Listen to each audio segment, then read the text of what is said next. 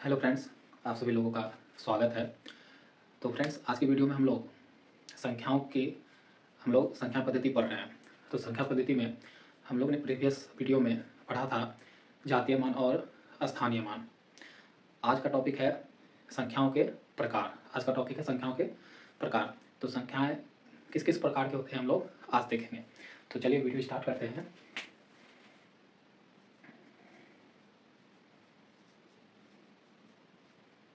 संख्याओं के प्रकार, ठीक। तो इसमें पहला संख्या क्या हम लोग को पढ़ना होता है, बचपन से भी आप लोग पढ़ रहे होंगे, तो आप लोग का यहाँ रिवीजन भी हो जाएगा। तो पहला है प्राकृतिक संख्या। पहला कौन सा है? प्राकृतिक संख्या। तो आप लोग को सबको पता होगा कि प्राकृतिक संख्या किसको कहते हैं। प्राकृतिक संख्या? तो सभी धनात्मक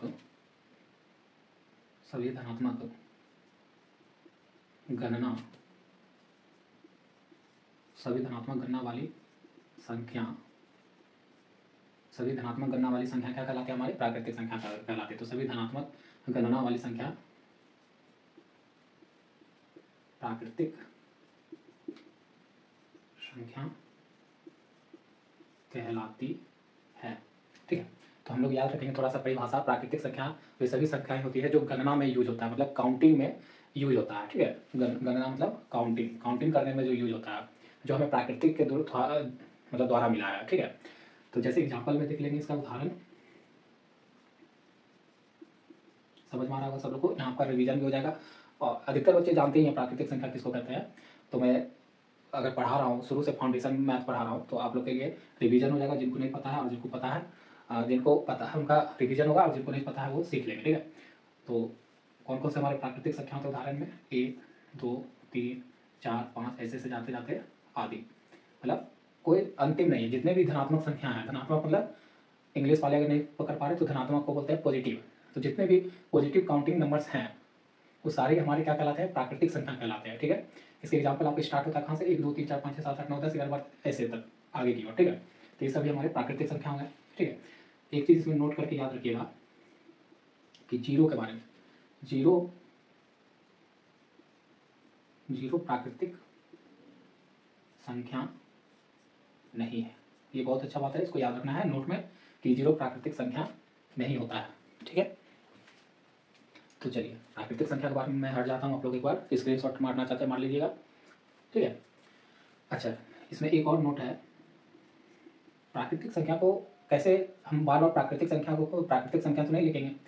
तो प्राकृतिक संख्या का इंग्लिश नेम क्या होता है? इंग्लिश में इसको क्या बोलते हैं? इंग्लिश में इसका क्या नाम है? तो इंग्लिश में इसका नाम है नेचुरल नंबर्स। क्या नाम है? प्राकृतिक संख्या को इंग्लिश में क्या बोलते हैं? नेचुरल नंबर बोलते हैं। एक नोट और याद रखना है कि प्राकृतिक संख्या को कैपिटल एन द्वारा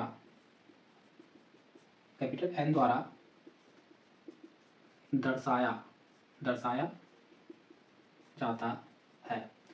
तो प्राकृतिक संख्या को किसके द्वारा दर्शाया जाता है? एन। कहीं भी आपको कैपिटल एन लिखा दिख जाए मैथ लैंग्वेज में, मैथ भाषा में, तो किसको दर्शा रहा होगा? प्राकृतिक संख्या मतलब नेचुरल नंबर को दर्शा रहा होगा। देखिए ये जो एन आया है प्राकृतिक संख्या को दर्शाने के लिए, जो एन आया है वो आपका किससे लिया गया है? इंग्लिश नाम जो है प्राकृतिक संख्या नेचुरल नंबर, उसके आगे वाला एन से लिया गया है ना। तो आप पूरा जितना भी प्राकृतिक संख्या के बारे में कंसेप्ट था आपको मैंने इस बोर्ड पर लिख दिया है। आप लोग स्क्रीनशॉट मार के इसको एक अच्छा कॉपी तैयार कर लीजिएगा, फेयर कॉपी, ठीक है। पहला संख्या हमारा कौन हो जाएगा? तो पूर्ण संख्या, ठीक है। तो सर क्या होगा हमारा? पूर्ण संख्या। अब पूर्ण संख्या के बारे में बात करते हैं। पूर्ण संख्या क्या होता है? तो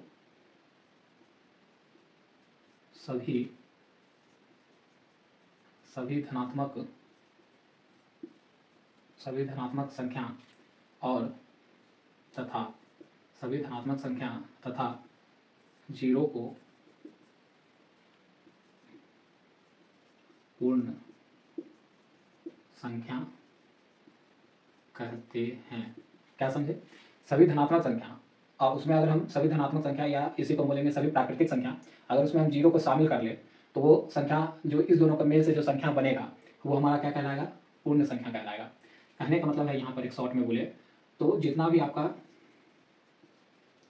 प्राकृतिक संख्या है उसमें अगर हम जोड़ दे किसको किसको शामिल कर दे, उसमें हम शामिल कर दे जीरो को, इसके मेल से जो बनेगा वो हमारा क्या बनेगा? पूर्ण संख्या बनेगा। क्या बनेगा? पूर्ण संख्या बनेगा। जैसे एक उदाहरण में देखिएगा, समझिएगा।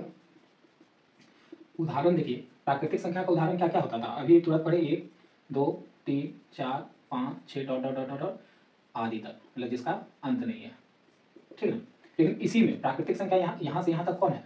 यहाँ से यहाँ तक आपका प्राकृतिक संख्या है। इसमें अगर हम जीरो को शामिल कर दिए, अब आगे क्या कर दिए, इसके आगे जीरो शामिल कर दिए तो अब जो इसके मेल से जो ये पूरा बना, अब जो यहाँ से यहाँ पूरा बना, ये हमारा क्या बन गया? पूर्ण संख्या बना। ये क्या बना? पूर्ण संख्या बना, ठीक है। तो जब इसका परिभाषा बहुत सिंपल सा है, जब प्राकृतिक संख्या में जीरो को भी शामिल कर ले तो हमारा कौन सा संख्या बन जाता है? पूर्ण संख्या बन जाता है, ठीक है। इसमें भी कुछ नोट बातें हैं कि इंग्लिश नाम क्या है पूर्ण संख्या का, तो इंग्लिश में इसका नाम क्या है? तो इंग्लिश नाम में इसको बोलते हैं होल नंबर। क्या बोलते हैं? होल नंबर बोलते हैं। और इसको दर्शाया कैसे जाता है? पूर्ण संख्या को कैपिटल डब्ल्यू से दर्शाया जाता है, ठीक है। तो कैपिटल डब्ल्यू से दर्शाया जाता है।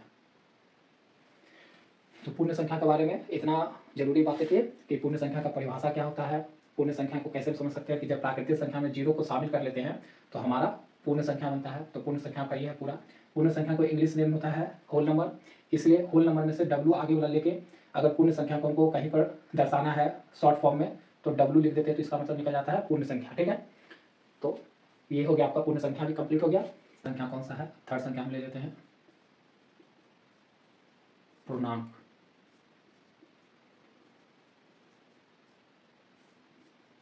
पूर्णांक संख्या लेते हैं, ठीक है। इसके परिभाषा देख लेंगे, पूर्णांक संख्या का परिभाषा क्या है बताइए। आप लोग को पता है तो कमेंट बॉक्स में कमेंट कर सकते हैं। तो पूर्णांक संख्या क्या होता है? जीरो, तो ऐसे होता है शून्य, शून्य धनात्मक संख्या, शून्य धनात्मक संख्या और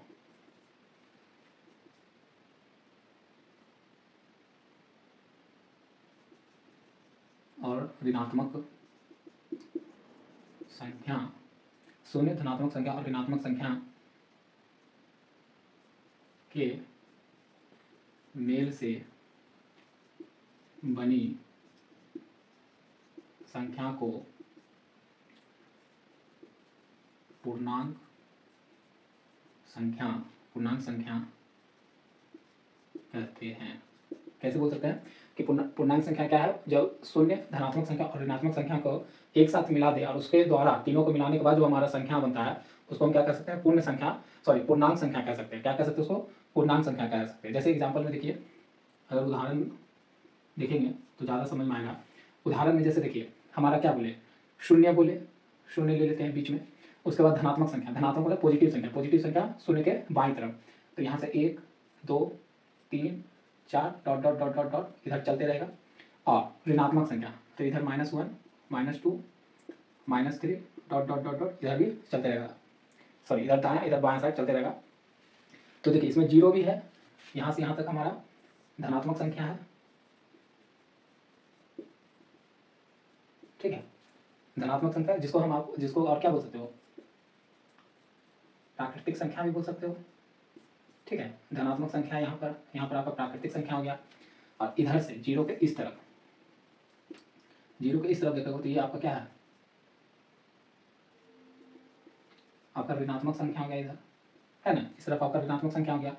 तो जीरो, धनात्मक संख्या और ऋणात्मक संख्या तीनों के मेल से जो संख्या बनता है उसको हम क्या बोलते हैं? पूर्णांक संख्या बोलते हैं। उसको क्या बोलते हैं? पूर्णांक संख्या बोलते हैं, ठीक है। अच्छा, आप कुछ नोट देख लेते इसके बारे में भी। नोट क्या है कि इंग्लिश नेम क्या है इसका? इंग्लिश नेम अगर बोले तो क्या है, तो इंग्लिश नेम इसको बोलते हैं इंटीजर्स। क्या बोलते हैं इसको? इंटीजर्स। इसीलिए नोट में ये भी बात याद रखिएगा कि पूर्णांक संख्या को कैपिटल आई से दर्शाया जाता है। कैपिटल आई से दर्शाया जाता है क्योंकि इंग्लिश नेम इंटीजर्स होता है जो आई से स्टार्ट होता है, इसलिए इसको पूर्णांक को कैसे दर्शाते हैं, तो कैपिटल आई से दर्शाते हैं। ठीक है, कुछ ये बातें होगी, ये सारी इंपॉर्टेंट बातें होगी कि जब शून्य धनात्मक संख्या और ऋणात्मक संख्या के मेल से जो बड़ी संख्या होती है उसी को क्या कहते हैं? पूर्णांक संख्या कहते हैं। ठीक है, तो इस तरफ जीरो के इस तरफ जो धनात्मक संख्या दिख रहे हो आप, उसको प्राकृतिक संख्या। तो जीरो के इस तरफ वाली संख्या को आप क्या कर सकते हो? यहाँ से लेकर यहाँ तक की संख्या को क्या बोल सकते हो? धनात्मक पूर्णांक बोल सकते हो। क्या बोल सकते हो? धनात्मक पूर्णांक बोल सकते हो। ठीक है, और जीरो से लेकर इधर के साइड को क्या बोल सकते हो? ऋणात्मक पूर्णांक बोल सकते हो। क्या बोल सकते हो? ऋणात्मक पूर्णांक बोल सकते हो। ठीक है, तो मैंने जितने भी पूर्णांक से जुड़े हुए डिटेल है मैंने सारा यहाँ पे लिख दिया आपको, आप एक बार देख लो। ठीक है, और स्क्रीनशॉट मार लो और इसका फेयर बना लेना, बहुत काम आएगा आपको। चौथा नंबर, सम संख्या। सम संख्या, ठीक है, तो सम संख्या का परिभाषा सबको पता होना चाहिए। सम संख्या क्या होता है? तो सम संख्या वो होता है, वह सभी संख्या सम संख्या कहलाएगी जो पूर्णतः क्या हो? 2 से विभाज्य हो, है ना। तो यहाँ पर देखिए, सम संख्या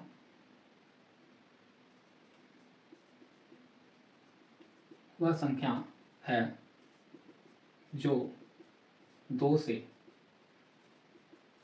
पूर्णतः विभाज्य होता है। वह संख्या है जो 2 से पूर्णतः विभाज्य होता है। मतलब सम संख्या वही सभी संख्याएं होती है जो क्या हो? 2 से पूर्णतः विभाजित हो या विभाज्य होता। ठीक है, या विभाजित होता, जो भी हो, इंग्लिश में बोल सकते हैं कि 2 से पूर्णतः डिवाइड हो जाए। तो एग्जाम्पल जैसे उदाहरण क्या होगा इसका? जैसे आप 2, 4, 6, 8, 10, 12, 14 इसी तरह डॉट डॉट चलते रहेगा अंत तक। तो देखिए बोले ना कि वह सम संख्या वह संख्या होती है जो 2 से पूर्णतः विभाजित या विभाज्य होता है। जैसे 2 को अगर हम 2 से भाज्य करें, भाग दे, तो एक बार में कट जाएगा। उसी तरह आप 4 को 2 से भाग दो तो 2 बार में कट जाएगा। उसी तरह आप 6 ले लो और उसको हम 2 से भाग दें तो कितना बार में? 3 बार में कंप्लीटली कट रहा है। कंप्लीटली भाज्य का मतलब क्या है? पूर्णतः भाज्य का मतलब है कि जो आपका शेषफल है, 2 से कटने के बाद जो आपका शेषफल है वो कितना आना चाहिए? 0। यहाँ भी देखिए शेषफल कितना आ रहा है? 0। यहाँ पर भी देखिए शेषफल कितना आ रहा है? 0। तो वे सभी संख्याएं, वे सारी संख्याएं जो 2 से पूर्णतः भाज्य लग जाए, मतलब भाग देने पर शेष 0 आए, तो वे सभी संख्याओं को आप क्या कहोगे? सम संख्या के अंतर्गत रखोगे। ठीक है, अब सम संख्या को इंग्लिश में क्या बोलते हैं? नोट लिख लेते हैं। इंग्लिश में इसको क्या बोलते हैं? इंग्लिश जो नेम है इसका, ये है इवन नंबर। क्या नाम है इसका? Even number. इसीलिए जो सम संख्या है, सम संख्या को कैपिटल ई से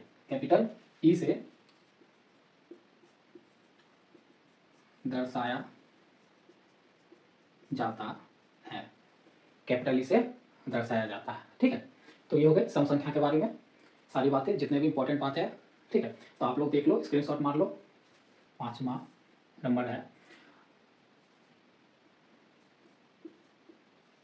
विषम संख्या। ठीक है, तो विषम संख्या के बारे में बताइए। दिमाग में आप लोग का तुरंत आ गया होगा कि वे सभी संख्याएं जो 2 से पूर्णतः विभाजित नहीं होती है। तो विषम संख्या क्या होती है? वह संख्या जो 2 से पूर्णतः विभाज्य नहीं होता है। वह संख्या जो 2 से पूर्णतः विभाज्य नहीं होता है, यही होता है विषम संख्या। क्या होता है? वह संख्या जो 2 से पूर्णतः विभाज्य नहीं होता है, उसको हम क्या बोलेंगे? विषम संख्या बोलेंगे।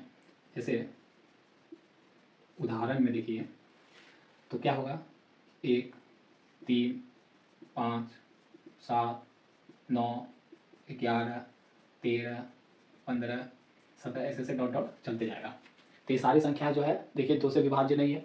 आप अगर एग्जाम्पल लो, धारा मैं 3 ले लूँ, 2 से लगा दूँ इसको, तो 2 से एक बार में यहाँ बचा क्या 1, तो आपका जो शेषफल है वो कितना बच रहा है, 1 बच रहा है। अगर मैं 5 ले लूँ, उसको भाग लगाऊँ 2 से, क्योंकि 2 से बोल रहे हैं तो 4 लगेगा 2 बार में, 1 बच जाएगा, तो हमारा यहाँ शेषफल कितना बच गया, 1 बच रहा है। तो शेषफल यहाँ पर 0 नहीं हो रहा है। 2 से अगर हम इस सारी संख्या को दे रहे हैं, अंक को, ये संख्या को दे रहे हैं भाग 2 से, तो देख रहे हैं कि शेषफल क्या हो रहा है, रिमेनिंग मतलब 1 बच ही जा रहा है। तो ऐसी सारी संख्या जो 2 से भाग देने पर पूर्णतः विभाजित नहीं होता हो, उसको हम क्या कहते हैं, विषम संख्या कहते हैं। उसको क्या कहते हैं, विषम संख्या कहते हैं। इसका इंग्लिश नेम आप जान लेते हैं, नो, इंग्लिश में इसका नेम क्या है, तो इसको बोलते हैं ऑड नंबर। क्या बोलते हैं इसको, ऑड नंबर बोलते हैं। ठीक है, ऑड नंबर बोलते हैं। ठीक है, इसको रिप्रेजेंट्स है वो से ही करते हैं। इसको दर्शाते कैसे हैं, तो विषम संख्या को कैपिटल ओ से दर्शाया जाता है। तो विषम संख्या को किससे दर्शाया जाता है, कैपिटल ओ से दर्शाया जाता है। ठीक है, विषम संख्या के बाद और कौन सा संख्या होता है, और आप अगर देखोगे तो आपका अभाज्य संख्या होता है। अभाज्य संख्या क्या होता है, तो अभाज्य संख्या होता है। क्या होता है, अभाज्य संख्या। तो अभाज्य संख्या क्या होता है, जो मतलब अभाज्य संख्या वैसी संख्या होता है जो एक से और खुद से, जो एक से और खुद से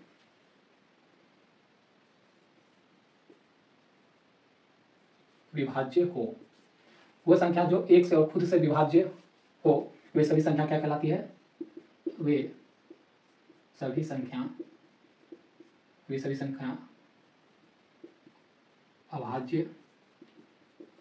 अभाज्य संख्या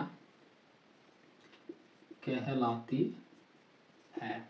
जो एक से और खुद से विभाज्य हो, मतलब स्वयं से विभाज्य हो, वे सभी संख्या को आप किस कैटेगरी में डाल दोगे, अभाज्य संख्या में। उसको क्या बोलोगे, अभाज्य संख्या बोलोगे। उसको क्या बोलोगे, अभाज्य संख्या बोलोगे। जैसे उदाहरण में देखो,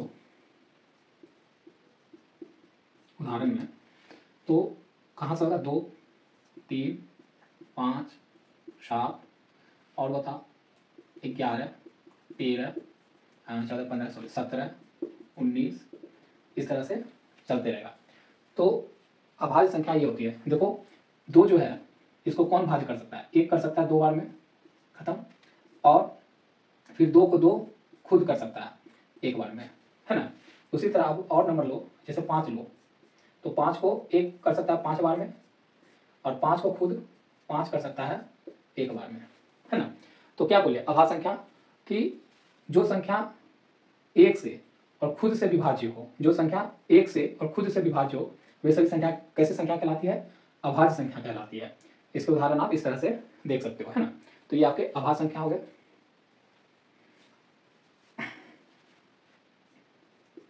नोट क्या लिख सकते हैं कि इसका इंग्लिश नेम क्या होता है, इंग्लिश नाम इसका क्या होता है, तो इसे बोलते हैं प्राइम नंबर्स। इसे क्या बोलते हैं, प्राइम नंबर बोलते हैं।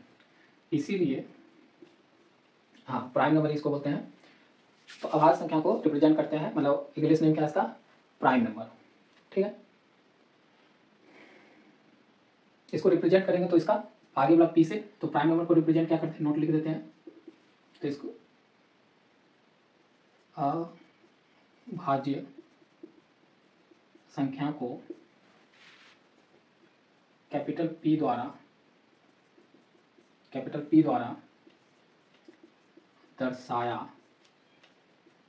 जाता है ना, कैपिटल पी द्वारा दर्शाया जाता है। तो ये है सारे अभाज्य संख्या के बारे में आपको जितने बातें थी मैंने यहाँ पर बताया। अभाज्य संख्या में कुछ इंपॉर्टेंट नोट लिखते हैं कि दो एक सम संख्या है जो कि अभाज्य संख्या भी दो क्या है, दो एक सम संख्या है और जो कि एक अभाज्य संख्या भी है। ठीक है, एक नोट हो गया। दूसरा नोट लिखते हैं इसमें कि आपसे पूछे अगर पूछा जाए कि सबसे छोटी अभाज्य संख्या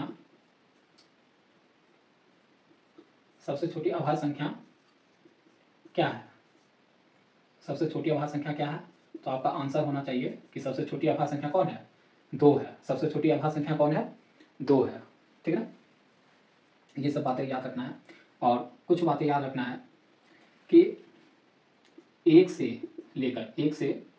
कहाँ तक, 50 तक, 1 से 50 तक कुल कितने अभाज्य संख्या होते हैं, 1 से 50 तक कुल कितने अभाज्य संख्या होते हैं, तो कुल 15 अभाज्य संख्या है। 1 से 50 तक कुल कितने अभाज्य संख्या है, तो 15 अभाज्य संख्या है। लेकिन हम 1 से लेके अगर हम आपके 100 तक पूछे कि 100 तक कुल कितना अभाज्य संख्या है, तो क्या बताओगे, तो 1 से लेके 100 तक आपका 25 अभाज्य संख्या कितना है, 25 अभाज्य संख्या है।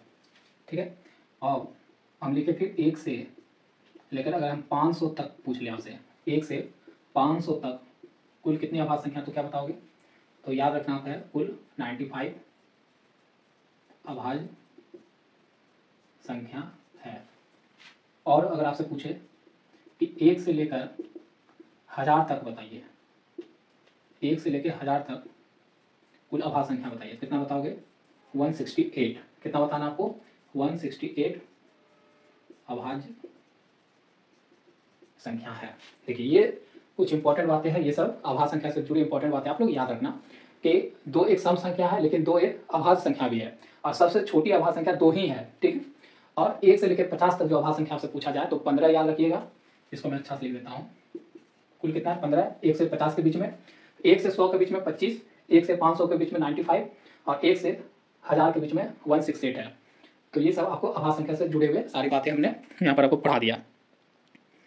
तो फ्रेंड्स वीडियो आज यहीं तक रखते हैं, अभाज्य संख्या तक, फिर आपको अगला वीडियो में अगला पार्ट मिल जाएगा। ठीक है, तो इसको सारा जितना भी संख्या के प्रकार है वो सारा हम आपको पढ़ाएंगे। ठीक है, तो मिलते हैं नेक्स्ट वीडियो में, और नेक्स्ट वीडियो आप जरूर देखिएगा। अगर आप किसी भी गवर्नमेंट की तैयारी कर रहे हैं या DLED 2025 की तैयारी कर रहे हैं तो आपको मैथ का जितना भी प्रोसेस पूछा जाता है सिलेबस में वो सारा यहाँ पर पढ़ाया जा रहा है। ठीक है, वीडियो अगर पसंद आता है तो आप कमेंट कर मुझे मोटिवेट करने के लिए कमेंट कर सकते हैं, क्योंकि आपका कमेंट ही, और आपका अगर नए होंगे तो चैनल को सब्सक्राइब करके चैनल से जुड़ जाइएगा, तो इससे क्या होता है, मुझे मोटिवेशन मिलेगा मुझे वीडियो लाने में। ठीक है, तो वीडियो देखने के लिए धन्यवाद, मिलते हैं आपसे नेक्स्ट वीडियो में। 7वां हमारा जो संख्या है वो है परिमेय संख्या। वो क्या है, हमारा परिमेय संख्या है। ठीक है, तो परिमेय संख्या का परिभाषा क्या होता है, परिमेय संख्या क्या होता है, तो हम लोग बचपन से पढ़ते आ रहे हैं definition 10th class 9th class में कि वे सभी संख्याएं जिसको हम PY2 के फॉर्म में लिख सकते हैं उसको हम परिमेय संख्या बोलते हैं। क्या बोलते हैं, ऐसा याद करते हैं परिभाषा कि परिमेय संख्या वह संख्या जिसे PY2 के रूप में लिखा जा PY2 के रूप में लिखा जा सकता है उसे क्या कहते हैं, उसे परिमेय संख्या कहते हैं। उसे क्या कहते हैं, परिमेय संख्या कहते हैं, है ना। वह संख्या जिसे PY2 के रूप में लिखा जा सकता है उसे परिमेय संख्या कहते हैं। लेकिन इसका एक और, आप इसको एक और परिभाषा इस तरह से भी देखो कि वह संख्या जिसका एक निश्चित मान निर्धारित किया जा सकता है। जैसे देखो, वह संख्या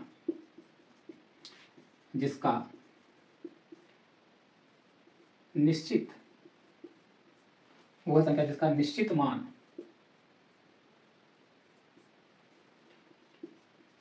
निर्धारित किया जा सकता है। तो परिमेय संख्या वह संख्या को भी कह सकते हैं जिसका मान क्या हो, निश्चित निर्धारित किया जा सकता हो, मतलब एक निश्चित मान निकाला जा सकता, वे सभी संख्या क्या कहलाएगी? परिमेय संख्या कहलाएगी। इस उदाहरण में देखो, उदाहरण में दोनों परिभाषा को मैं अभी आपको मैच करवा देता हूँ कि दोनों परिभाषा एक ही है। तो जैसे हम अगर लेते हैं 1/2, तो देखो 1/2 क्या है? p/q के रूप में है। 1/2 किसके रूप में है? तो p/q के रूप में है। तो इसको हम क्या बोल देंगे? परिमेय संख्या बोल देंगे। सही बात है, p/q के रूप में कोई भी संख्या जो p/q के रूप में, उसको हम परिमेय संख्या बोल सकते हैं, क्योंकि ये p को दर्शा रहा है और ये q का वैल्यू दर्शा रहा है, तो हम इसको परिमेय संख्या बोल सकते हैं। लेकिन इसका एक डेसिमल मान हमको, मतलब अगर इसको हम परिवर्तित करें किसमें? दशमलव में, तो एक इसका निश्चित मान हमको मिल सकता है। निश्चित मान क्या मिलेगा? मतलब दशमलव के बाद 5 पे ये है, दशमलव के बाद 5 पे ये क्या होगा? संख्या रुक जाएगा। मतलब एक निश्चित मान हम बोल सकते हैं कि 1/2 का निश्चित मान या दशमलव में बदलने के बाद क्या होता है? 0.5। तो यही हो गया उसका क्या मान हो गया? ये हो गया आपका निश्चित मान। ठीक है, सटीक मान, मतलब वो संख्या जिसका एक सटीक मान निकाला जा सके, तो निकाल रहे हैं। तो इसलिए 1/2 कैसा बोलेंगे? p/q के रूप में भी है, लेकिन इसका जब हम डेसिमल दशमलव रूप में परिवर्तित करेंगे तो इसका दशमलव के बाद आगे प्रसारित नहीं होगा, ये 5 तक ही रुक जाएगा। मतलब एक निश्चित मान हमको दे दिया, तो इसलिए 1/2 हमारा क्या हो गया? परिमेय संख्या हो गया।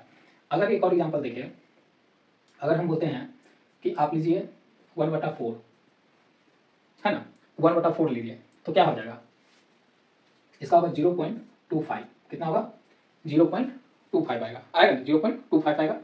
तो देखिए ये भी जब 1/4 को भाग देंगे तो हमारा एक निश्चित मान निकल रहा है, क्योंकि दशमलव के बाद 2 और 5 इसके आगे क्या हुआ? फुल स्टॉप लग गया। तो एक फुल स्टॉप लगने का मतलब आगे 5 के बाद आगे नहीं बढ़ेगा। तो इसको भी हम 1/4 हमारा p/q को भी फॉलो कर रहा है और एक निश्चित मान भी दे रहा है दशमलव पे परिवर्तित करने के बाद, इसलिए हमारा ये संख्या क्या हो गया? परिमेय संख्या हो गया। ठीक है, तो समझा दिया आपको परिमेय संख्या क्या है।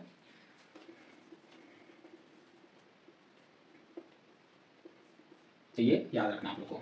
अच्छा, कुछ नोट बातें इससे जुड़ी हुआ देख लेते हैं कि इसको इंग्लिश नाम क्या है, इसका इंग्लिश नाम क्या है, जानना जरूरी है। तो इंग्लिश इसका नाम है रैशनल नंबर। क्या नाम है इसका इंग्लिश में? Rational number.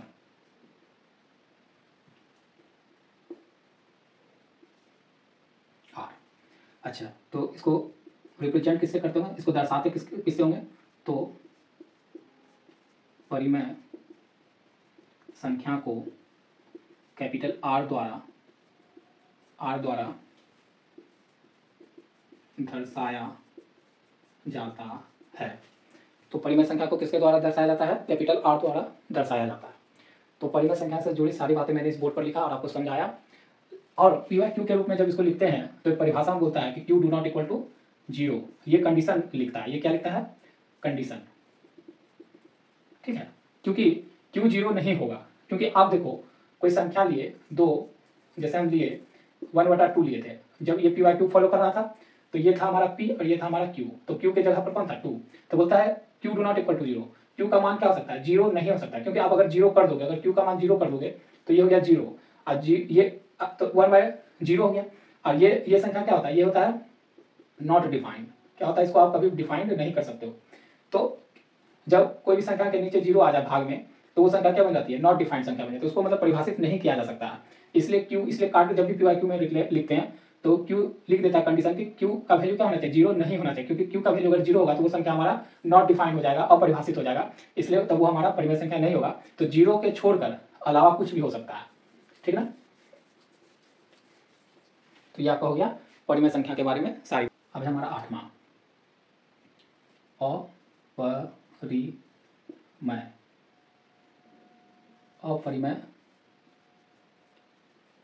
अपरिमेय संख्या, है ना। तो अपरिमेय संख्या को देखते हैं। वह संख्या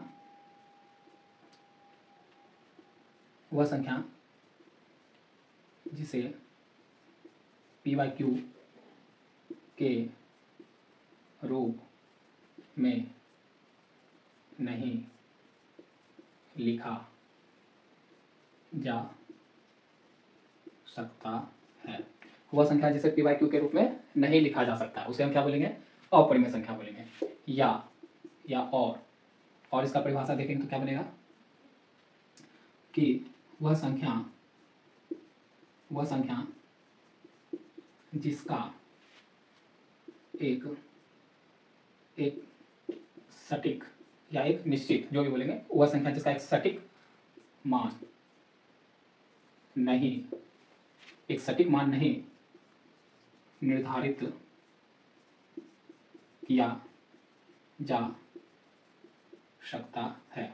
वह संख्या जिसका एक सटीक मान नहीं निर्धारित किया जा सकता है उसको भी हम क्या बोलेंगे? अपरिमेय संख्या बोलेंगे। ठीक है, उदाहरण में देखिए, जैसे हम √2 ले लें, √3 ले लें, या हम पाई ले लें। ठीक है, तो ये सभी संख्या और बहुत सारी संख्या होगी, तो ये सभी संख्या हमारा क्या होगा? अपरिमेय संख्या होगी। क्योंकि एक तो देखिए, ये हम √2 को हम क्या पी/क्यू के फॉर्म में है? √2 अगर हम ऐसे लिखते हैं तो वो पी/क्यू के फॉर्म में है? नहीं है, तो इसलिए हमारा पी/क्यू के रूप में √2 को हम नहीं लिख सकते हैं, इसलिए हमारा क्या है? अपरिमेय संख्या है। ठीक है, और दूसरी बात, इसका एक जो सटीक मान का हम बात कर रहे हैं, तो सटीक मान का बात क्या कर रहे हैं कि जैसे आप हम इसका दशमलव रूप में परिवर्तित करते हैं तो इसका 1.414 ऐसे डॉट डॉट डॉट डॉट चलते रहेगा। ठीक है, तो ये एक निश्चित मान नहीं दे रहा है, 4 के बाद भी आगे की ओर बढ़ रहा है। ठीक है, तो इसका मान √2 का एक निश्चित मान निर्धारित नहीं किया जा सकता है। उसी तरह देखिए, हम √3 को करें तो 1.7 इसका होता है 3.14 डॉट डॉट ऐसे कुछ मान चलता है, तो इसका भी मान निर्धारित नहीं किया जा सकता। ठीक है, तो ये सारी संख्या हमारे क्या हो गई है? अपरिमेय संख्या हो गई। मतलब दशमलव के बाद जिसका वैल्यू रुके नहीं, चलता रहे कंटिन्यू, तो वो हमारा क्या हो जाएगा? अपरिमेय संख्या हो जाएगा। ठीक है, और इसको इंग्लिश में क्या बोलते हैं? इंग्लिश में बोलते हैं इरेशनल नंबर। इसको क्या बोलते हैं इंग्लिश में? नाम यहाँ नोट लिख देता हूँ मैं। इंग्लिश में इसको बोलते हैं इरेशनल नंबर। ठीक है, और शायद इसको क्यू से रिप्रेजेंट किया जाता है। इसको किससे रिप्रेजेंट करते हैं हम? क्यू लेटर से। इसको किससे रिप्रेजेंट करते हैं हम लोग? क्यू लेटर से रिप्रेजेंट करते हैं। ठीक है, तो आपका अपरिमेय संख्या के बारे में ये सारी बातें हो गई। हाँ, 9 नंबर, संयुक्त संख्या। क्या होगा हमारा अगला? संयुक्त संख्या। ठीक है, तो संयुक्त संख्या किसको कहेंगे? तो देखिए, जब प्राकृतिक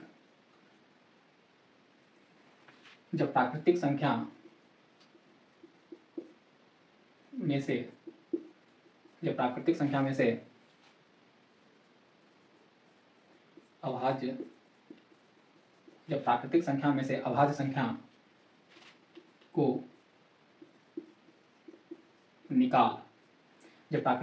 अभाज्य संख्या को निकाल लिया जाए। ठीक है, जब प्राकृतिक संख्या में से अभाज्य संख्या को निकाल लिया जाए तो शेष सभी संख्या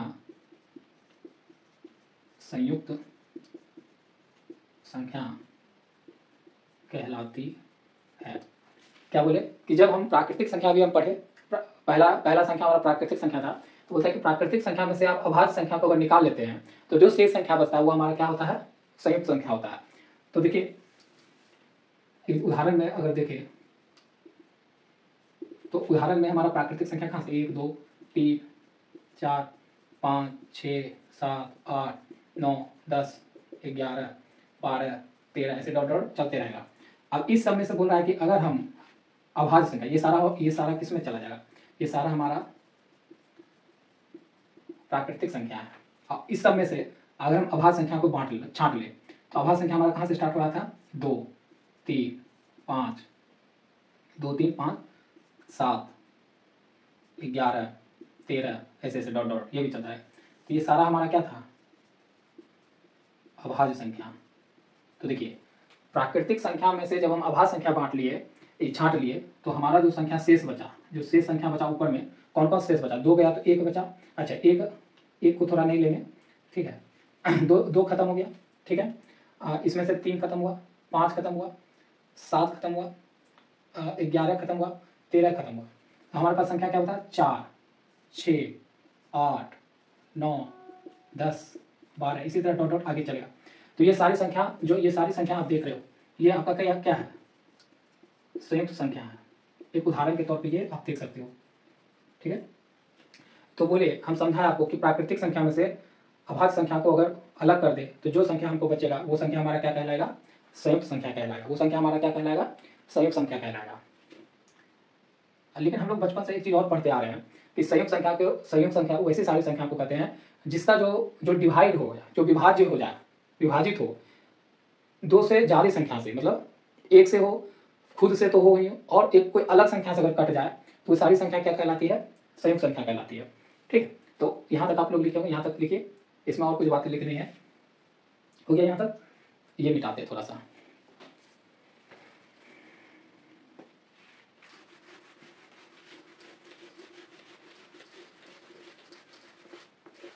ठीक है, तो देखिए, तो देखिए संयुक्त संख्या हो गया, तो उदाहरण में संयुक्त संख्या ये सारा होगा। तो नोट में लिखता हूँ कि संयुक्त संख्या को ही क्या बोलते हैं? कंपोजिट नंबर बोलते हैं। संयुक्त संख्या को क्या बोलते हैं? कंपोजिट नंबर बोलते हैं इंग्लिश में। ठीक है, और लिखते हैं यहाँ पर सबसे छोटा संयुक्त संख्या है। कौन है सबसे छोटा संयुक्त संख्या? 4 है ना, तो 4 हो गया। देखो, एक परिभाषा ये भी है संयुक्त संख्या के कि जिसका जो डिवाइड हो, दो मतलब दो से ज़्यादा संख्या से डिवाइड हो, उसको भी संयुक्त संख्या बोलते हैं। जैसे हम 4 मान रहे हैं सबसे छोटी संख्या, तो इसको किससे डिवाइड होना चाहिए? दो संख्या से ज़्यादा संख्या से, मतलब दो संख्या के अलावा कोई तीसरी संख्या से भी अगर भाज्य हो जाता है, क्योंकि देखिए अगर कोई संख्या दो संख्या से विभाजित होता है, एक से और खुद से, तो वो अभाज्य संख्या हो जाता है। तो एक और खुद से तो हर संख्या हो सकता है, तो अभाज्य हो जाएगा, लेकिन उसके अलावा कोई तीसरी संख्या इसको काट दे कोई किसी संख्या का, तो वो किस में चला जाएगा? संयुक्त संख्या में। जैसे 4 का आप एग्जाम्पल लेते हो, तो 4 को देखो, एक तो काट ही रहा 4 बार में, फिर 4 को 4 खुद एक बार में काट रहा है, फिर 4 को देखो 2 भी काट रहा है 2 बार में, तो हो गया ना, एक खुद और खुद के अलावा कोई तीसरी संख्या अगर काट दे तो उस सारी संख्या को हम क्या कहेंगे? संयुक्त संख्या बोलेंगे। जैसे आप 6 को ले लो, 6 था ना इसका एग्जाम्पल में, 6 को ले लो, तो देखो एक 6 बार में काट रहा था, फिर 6 खुद 6 को एक बार में काट रहा था, फिर 6 को देखो यहाँ पर 2 भी काट रहा था, है ना, फिर 6 को 3 भी काट रहा था 2 बार में, तो बहुत सारी संख्या काट रही है। तो दो फैक्टर के मतलब दो संख्या के अलावा अगर कोई उसको तीसरी चौथी संख्या काट दे जिस संख्या को, तो उसको हम क्या बोलेंगे? संयुक्त संख्या बोलेंगे। ठीक है, आप समझ में आएगा आप लोग को। 10वां नंबर, सह अभाज्य संख्या के बारे में पढ़ना है। किसके बारे में पढ़ना है? सहअभाज्य संख्या। तो इसका सहअभाज्य संख्या का परिभाषा क्या होगा? दो संख्या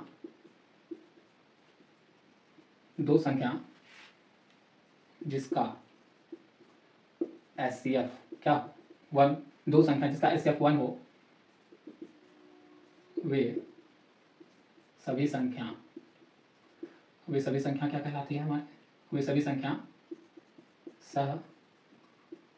सहअभाज्य संख्या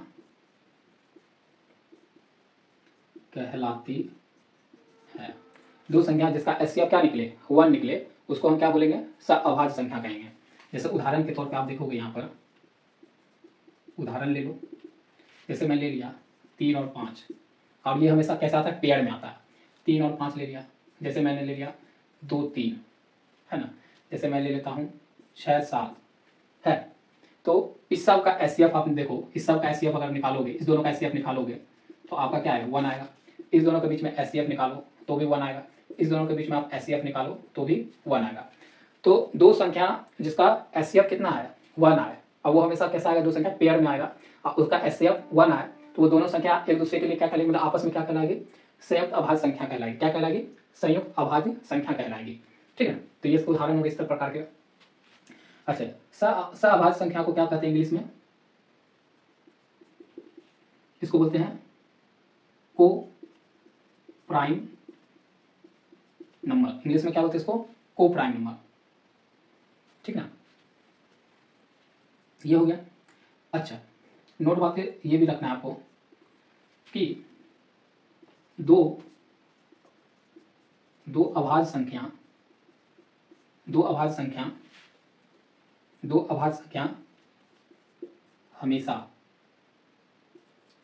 सह अभाज्य संख्या, दो अभाज्य संख्या हमेशा सहअभाज्य संख्या होती है। जैसे उदाहरण में देखो क्या बोले कि दो अभाज्य संख्या हमेशा क्या होती है, सहअभाज्य संख्या होती है। देखो ये 3 और 5 जैसे हम लिए तो 3 यहाँ पर क्या है, 3 हमारा यहाँ पर प्राइम नंबर है, 5 भी हमारा क्या है यहाँ पर प्राइम नंबर है। तो दो अभाज्य संख्या हमेशा क्या होता है, सहअभाज्य संख्या होता है। तो दो प्राइम नंबर मिलके उसका एसएफ हमेशा 1 आएगा, तो वो भी हमारा क्या होता है, अभाज्य संख्या होता है। 3 5 ले लो या तुम 7 11 ले लो। तो वही बोले कि दो प्राइम नंबर, दो अभाज्य संख्या हमेशा क्या होता है, सहअभाज्य संख्या होता है। क्या होता है, सहअभाज्य संख्या होता है। उसी प्रकार ठीक है, इसका स्क्रीनशॉट ले लीजिए और एक नोट और लिखाना है इसमें, मैं ऊपर मिला इसमें एक नोट और है कि दो क्रमागत पूर्णांक संख्या, दो क्रमागत पूर्णांक संख्या हमेशा, दो क्रमागत पूर्णांक संख्या हमेशा सहअभाज्य संख्या होती है। ठीक है, इसका भी जैसे एग्जांपल देख लीजिए। जैसे दो क्रमागत पूर्णांक संख्या, तो पूर्णांक दो क्रमागत ले लीजिए, जैसे 2 3 ले लिए, तो देखो इसका एचसीएफ क्या निकलेगा, 1 ही निकलेगा। दो क्रमागत और ले लो, जैसे आपको जो मैंने ले लो 5 7 ले लो, सॉरी 5 6 ले लो, 5 6 ले लो, तो ये भी क्रमागत हो गया ना, पूर्णांक संख्या, दो क्रमागत पूर्णांक संख्या लिए, तो ये भी हमारा देखो यहाँ पर एचसीएफ क्या है, 1 है। तो चाहे आप दो अभाज्य संख्या ले लो आपस में, वो भी एक सहअभाज्य संख्या कहलाता है, या दो क्रमागत पूर्णांक संख्या ले लो, वो भी आपस में सहअभाज्य संख्या कहलाता है। ठीक है, तो इतना ही था अभाज्य संख्या से जुड़ी बातें। ठीक ना, तो ये आप याद रखिएगा। मैं हट जाता हूँ, स्क्रीनशॉट ले लो, साफ दिख रहा होगा आप लोग को क्लियर। 11वां नंबर, त्रिकोणीय संख्या। क्या है, त्रिकोणीय संख्या। क्या नाम है, त्रिकोणीय संख्या। इसे आप क्या बोलते हो, त्रिकोणीय संख्या को इंग्लिश में आप बोल सकते हो ट्रायंगुलर नंबर। क्या बोल सकते हैं इंग्लिश में, ट्रायंगुलर नंबर, इंग्लिश में से बोलते हैं ट्रायंगुलर नंबर। ठीक है ना, तो ये संख्या होती क्या है समझना है। तो देखिए इसको पहले उदाहरण से समझाते हैं। ठीक है, तो त्रिकोणीय संख्या हमारा जैसे उदाहरण अगर देखें, फिर परिभाषा पे जाएंगे तो ज़्यादा अच्छा रहेगा। तो देखिए इसका उदाहरण क्या है, त्रिकोणीय संख्या का उदाहरण है जैसे 1 3 6 10 15 21 28 डॉट डॉट इस तरह से। तो त्रिकोणीय संख्या क्या होता है कि एक संख्या का ऐसा व्यवस्थित रूप, मतलब एक संख्या का ऐसा व्यवस्थित रूप जिससे एक किसका निर्माण हो, समबाहु त्रिभुज का निर्माण हो, उसी को हम क्या बोलेंगे, त्रिकोणीय संख्या बोलेंगे। हमने क्या बोला, परिभाषा लिख देता हूं कि संख्याओं का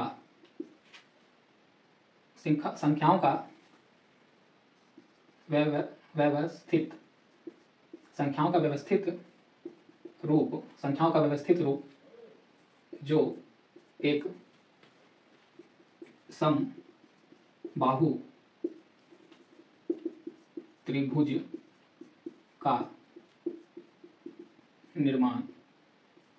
करे।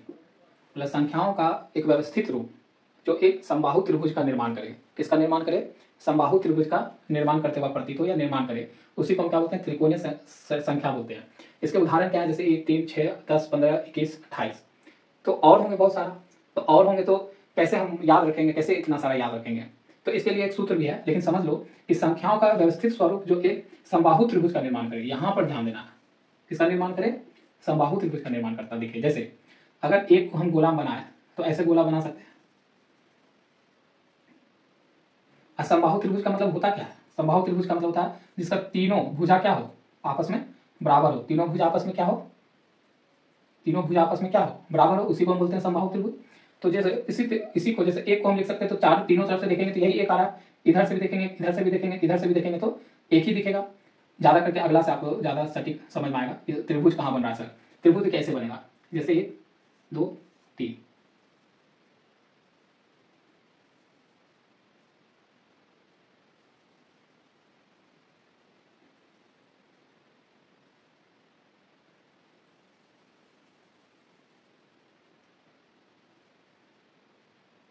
जो है ना।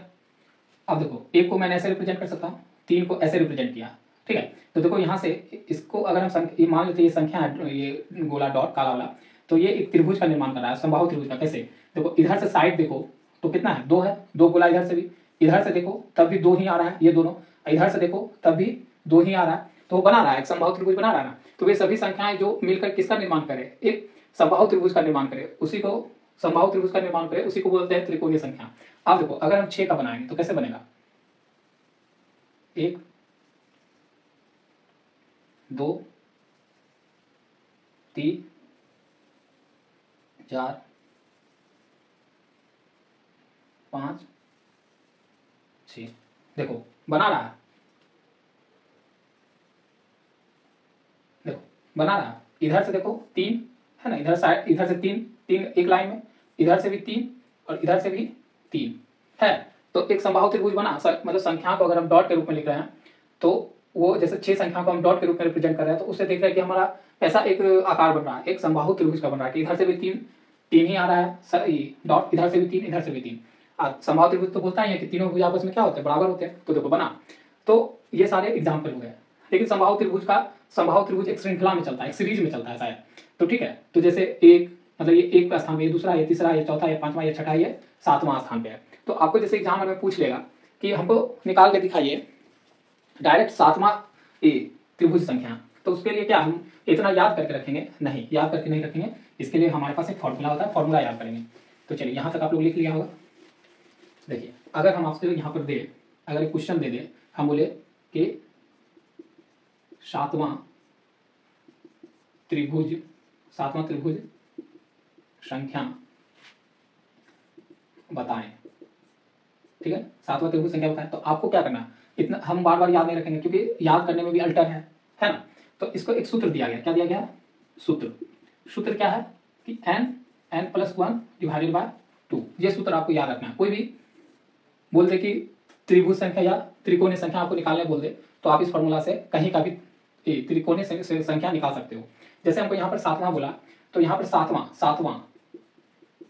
मतलब क्रम से बोला है, 7वां क्रम से, ये क्रम से लगा रहता है। त्रिकोणीय संख्या कैसे चलता है? क्रम वाइज।